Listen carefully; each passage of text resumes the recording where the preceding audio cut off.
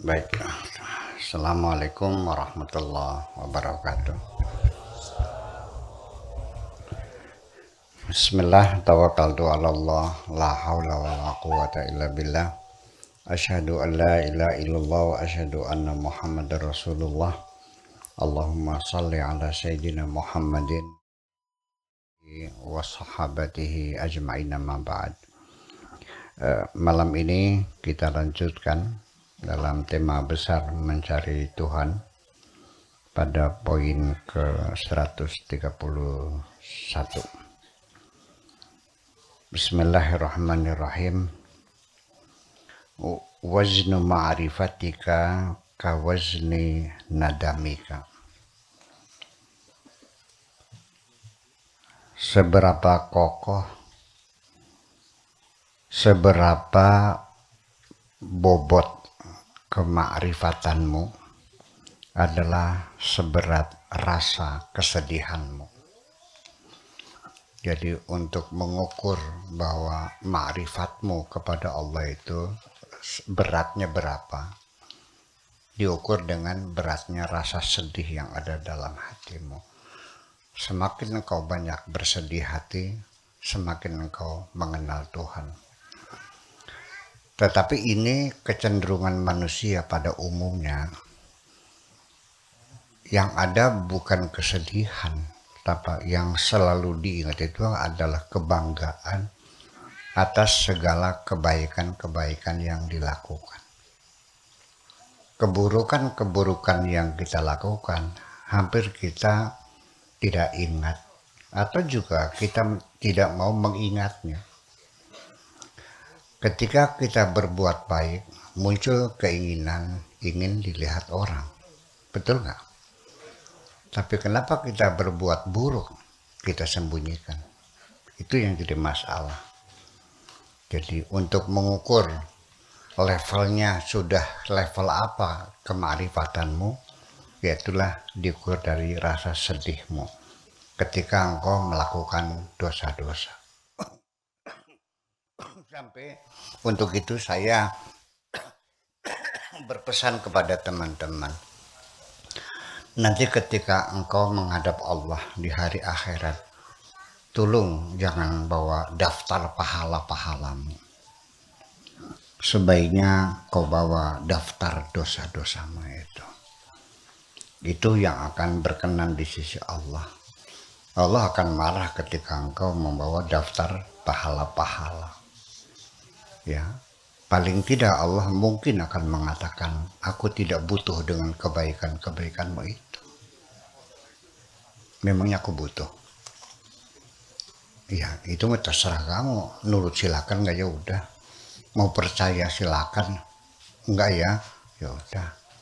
Ya. Wa man syaa falyu'min wa man syaa falyakfur. Ngadil serok belia. Wis. Itu. Jadi artinya kesedihan apa sih yang muncul dalam diri kita? Ya kesedihan kita buang-buang waktu, kesedihan kita sering kali terlantar tidak melaksanakan perintah-perintah Tuhan. Nah ini artinya kalau kita berdagang saja ketika kita rugi, sedih nggak? Nah kita sendiri sesungguhnya diberikan satu gambaran imajinasi oleh Tuhan bahwa di dunia ini diibaratkan seperti berbisnis, di mana firman Tuhan mengatakan man dzalladzi yuqridullaha qardan hasana. Siapa di antara kalian yang memberi kredit Allah dengan kebaikan-kebaikan? Yuqridullaha qardan hasana, memberikan kredit-kredit yang baik kepada Allah. Jadi artinya bahwa aturan dalam berbisnis dengan Allah ini ada satu jaminan dari Allah, kamu harus untung. Sehingga aturan mainnya adalah dibuat seperti ini. Allah ingin menjamin kamu dalam berbisnis lalu untung. Satu, ketika engkau punya niat baik, sudah dicatat oleh Allah sebagai kebaikan, sekalipun belum kamu laksanakan. Malah justru niat baik itu lebih nyata daripada kebaikan itu sendiri. Iya, iya. An-niyatu khairun min niyatul mu'min khairun min amal. Ya, karena bagaimanapun yang dilihat adalah niat. Niat ini adalah motivasi. Jadi dalam tindakan kejahatan apapun juga bisa dilihat dari motivasinya. Mungkin saja korbannya mati, tapi motivasinya dia menyobek perut orang untuk mencari penyakit, ketika gagal tetap aja dapat duit. Tapi nyobek perut orang tujuan ngerampok, ya masuk penjara, kan tujuannya berbeda.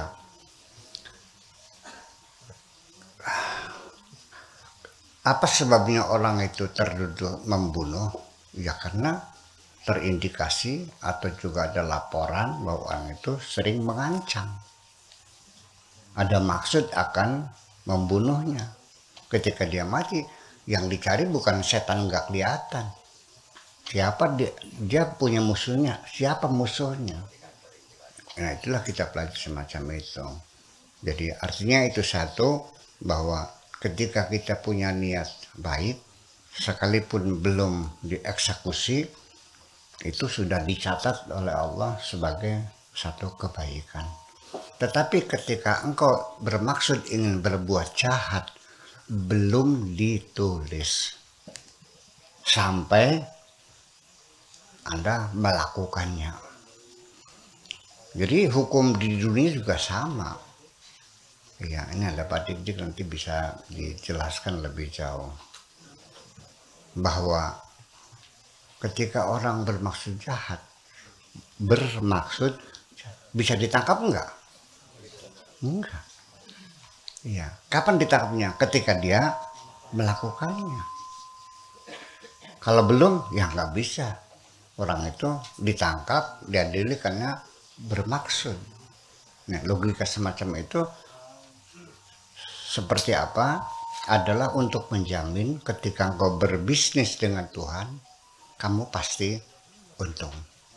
Yang kedua, ketika engkau melakukan satu kebaikan, maka Tuhan akan membalas asyru amsalihha, 10 kali lipat. Tetapi kalau berbuat jahat satu, dibayarnya satu. Dengan logika semacam itu, itu kan jaminan bahwa bisnismu harus untung. Tapi ternyata kita buntung semua kok.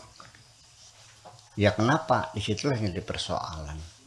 Ya, kesedihan-kesedihan yang muncul dalam diri kita itu yang menyedihi apa saja, keteledoran, keterlambatan, kekurang sempurnaan yang menghambur-hamburkan waktu yang tidak ada keuntungannya.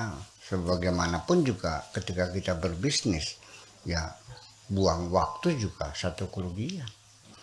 Kenapa waktu kita tidak dimanfaatkan untuk hal-hal yang produktif dan bermanfaat untuk kita? Kalau orang barat mengatakan time is money, waktu adalah uang. Jadi kalau kita seharian hanya berbincang-bincang menjelek-jelekin orang, itu kan buang-buang waktu, nggak ada manfaatnya. Yang nambah adalah nambah musuh, bukan nambah teman. Nah, itu. Jadi artinya bahwa sekali lagi, apakah engkau sudah ma'rifatullah, sudah levelnya apa? Ya tergantung seberat apa engkau merasa sedih.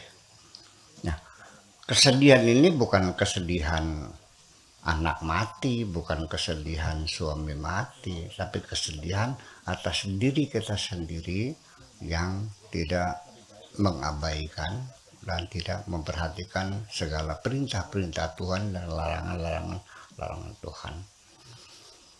Ya kalau uang itu hilang, bisa kita cari dan bisa dapat lagi. Ya, kita kehilangan teman, berpisah, kapan-kapan bisa ketemu lagi. Tapi kalau kehilangan waktu, tidak akan kembali kok. Waktu akan berlalu semuanya itu. Jadi artinya bahwa nanti Allah akan melihat kesedihanmu itu menjadi tolok ukur kemakrifatanmu, bukan merasakan bangga dengan kebaikan-kebaikan. Sangat manusiawi sekali bahwa ketika orang berbuat baik, kepengen ada orang lain yang menyaksikannya, yang melihatnya, yang menyanjungnya, yang menghargainya, yang mengakuinya, semuanya itu. Makanya tidak aneh ketika orang nyumbang sesuatu bawa wartawan 4 orang cepret lalu akhirnya dimuat di surat kabar. Itu hal yang wajar terjadi, dan kita juga semacam itu. Di dalam dirimu sendiri itu saya katakan bahwa kamu semuanya perasaan ingin dilihat orang ketika berbuat baik itu masih terlalu besar. Iya. Dan bahkan nanti di penghujungnya disebut dengan kemusyrikan. Di mana kemusyrikannya? Anda tidak menyembah selain Allah. Anda tidak mengabdi kepada siapapun, mengabdi kepada Allah, iya, betul.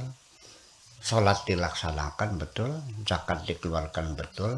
Haji ditunaikan, betul. Puasa dilakoni, betul. Semuanya iya. Lalu di mana musyriknya? Tiap hari mengucapkan la ilaha illallah. Kemusyrikannya itu adalah dari penghinaan yang kau lakukan di hadapan Tuhanmu, yaitu ketika engkau berbuat baik, engkau tidak merasa cukup untuk disaksikan oleh Allah saja, tetapi juga perlu didukung dengan kesaksian orang-orang lain. Ya, Allah memberikan petunjuk, cukuplah aku yang menjadi saksi. Wa kafa billahi syahida. Ternyata engkau tidak cukup. Bayangkan ketika Allah kau anggap tidak cukup sebagai saksi, apakah itu bukan kurang ajar? Coba kita merenung. Ketika Anda memanggil saya untuk ceramah, tapi Anda panggil mubalik yang lain 4 orang, karena mereka tidak cukup dengan ceramah saya, sakit hati nggak saya? Disitulah letak kemusyrikannya. Dan mungkin banyak orang yang tidak paham bahwa riya itu adalah kemusyrikan. Karena di mana dosanya? Bunuh orang tidak, melacur tidak, judi tidak, mabok tidak. Bahkan itu lebih dosa besar sesungguhnya, disebut dengan kemusyrikan tersembunyi atau asyirkul khafi. Jadi artinya bahwa saya yakin ketika Anda dengan jujur dan tulus menghitung dosa-dosa Anda, saya yakin Anda pasti akan menangis sendiri kok. Ya, tetapi ketika kita ingin melakukan introspeksi atas segala dosa kita, kadang-kadang sulit sekali.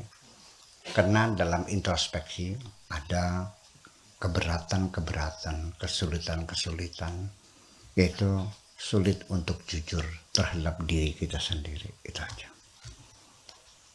Susah jujur sendiri itu. Kenapa susah jujur? Karena selama ini engkau berkonsultasi dengan akalmu, tidak dengan hatimu. Sebab akal itu adalah tugasnya memberikan advokasi, ya, pembenaran terhadap kesalahan-kesalahan yang kau lakukan.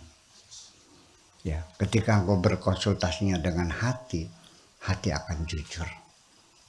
Apa yang dilihat sebenarnya, maka dzabal fuadu mara'a, tidak pernah berbohong hati itu ketika melihat. Itu saja persoalannya. Udah mafhum? Oke.